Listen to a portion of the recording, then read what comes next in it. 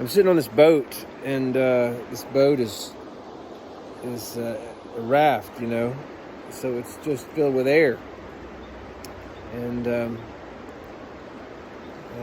got me thinking about pressure. Everything has a certain amount of pressure. This boat needs a certain amount of pressure.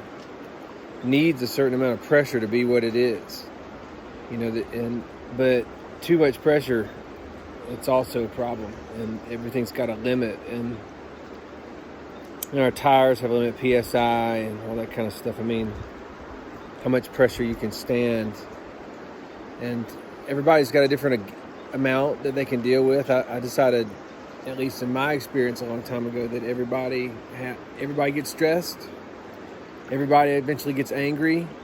Everybody eventually folds at some point under pressure. It's just we're just at different levels. We have different stress levels or different pressure levels.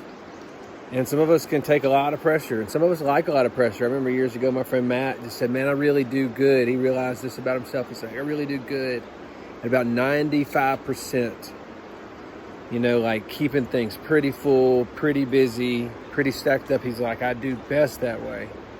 Not 100, like just underneath it. He likes riding that fast. And others like me, I want to kind of mediate and sort of deflate and not have too much pressure. Too much pressure for me can be hard, but again, not enough pressure leaves me wanting. And so I can't help but to think about that in our life right now. And if you take our pressure gauge and you put all these things that we're dealing with, all these the COVID and the economic trouble, the uncertainty, the future election, the uncertainty of the world, the country, our kids, it's just so, life by itself is hard without major catastrophe kind of problems being added on top.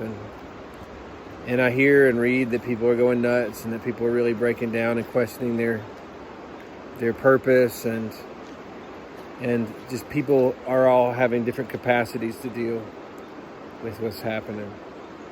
And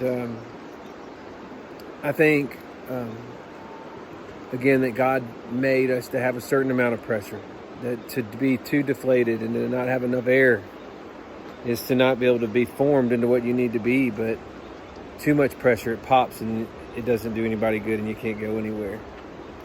And we have to gauge that. I think that that's what I like about pressure, and thinking about pressure with the kind of the, example here is that you have to gauge pressure in your tires. Like, you can run low, you get hot or cold. If things fluctuate enough, then your pressure is off, and you want all your you want all your pressure to be right. And the only way to do that is to check your pressure.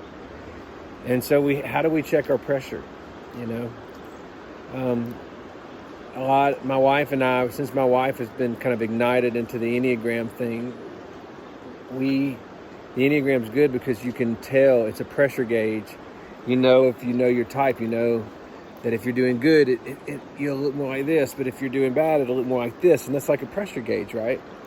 The Bible is always a pressure gauge for me, because whenever I come to it, it's a mirror, it's a reflection, and I'm convicted. I'm cut to the quick, and the Word of God does that, and the Spirit of God does that. And so we have to have pressure gauges. Our spouse are such, if we have the kind of relationship, the mutual understanding, our spouses can be wonderful. Our spouses and our friends can be just wonderful pressure gauges for us. And we all need to have people in our lives that we can depend on and rely on to sort of unpack the pressure and the stress and the difficulties of life. And I just thinking about the Bible, and it wasn't just story after story of things going just super.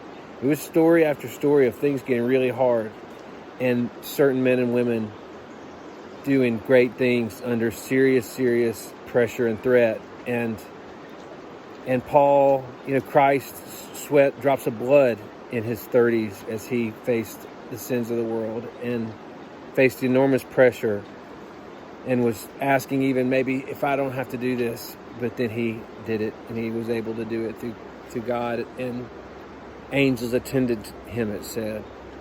And Paul says that he faced pressures and he'd been beaten and he'd been torn up and rejected by people, misunderstood by people, by friends. Sort of just faced trouble on every side, had to solely rely on God all the time. And he says, and I daily face like all the pressure of all the churches that I'm trying to deal with and send letters to and correspond with, because I want to be a good steward of this gift. And but then he's always joyful, and he's always somehow resilient, and my favorite stories are the end of Acts where he gets bitten by the snake and he's on an island, and they just count him for dead, count him for all this stuff happening, but Paul perseveres. And what does Paul say in Philippians while he's writing in prison? I can do all things through Christ who strengthens me. And so Paul had pressure, maybe more pressure than any of us have faced, and most of the Bible characters have. And the stories are how they allowed, or how they worked with God in those circumstances, and how in retrospect God was there. And they are heroes, and there are heroes in that they're our examples, and we can follow their example in our life.